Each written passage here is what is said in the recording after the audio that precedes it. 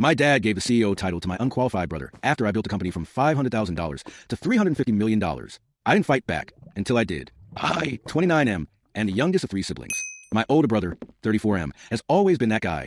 Dad's pride, mom's boy, the natural leader who never really led anything. My sister, 31F, isn't as bad, but she follows his lead, always has. Me? I was the quiet one with the grades, the plans, and apparently the patience to stomach everything they threw at me. Our dad built a small logistics company from nothing. When I was a kid, it was just him and a few trucks. He worked his ass off, and I respected him for it. But by the time I graduated from one of the top business schools in the country, the company had plateaued. $500,000 annual revenue, barely modernized, running on spreadsheets and duct tape. I had offers from elite firms. I could have been making bank, but I came home. I believed in the family business, and honestly, I believed in my dad. Over the next 5 years, I put in everything. I redesigned the entire operational structure, automated key workflows, launched a data-driven strategy, and brought in mid-level leadership that could execute at scale.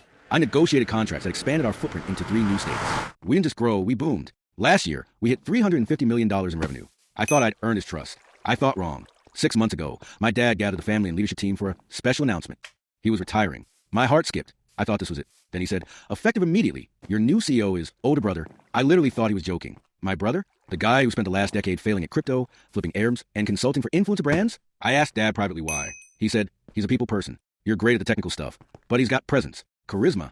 He told me I'd make a great CEO, like some kind of consolation prize. I swallowed my pride. Publicly, I accepted the CEO title. Privately, I started preparing for war. Over the next few months, I watched my brother torpedo everything we built. He fired key managers because they weren't team players. Read. They questioned him.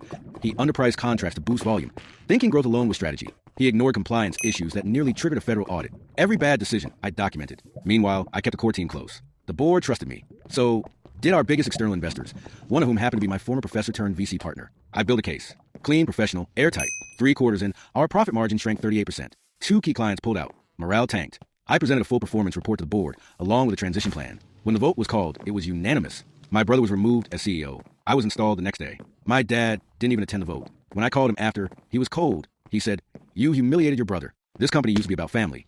I told him, it still is. You just forgot which family member kept it alive.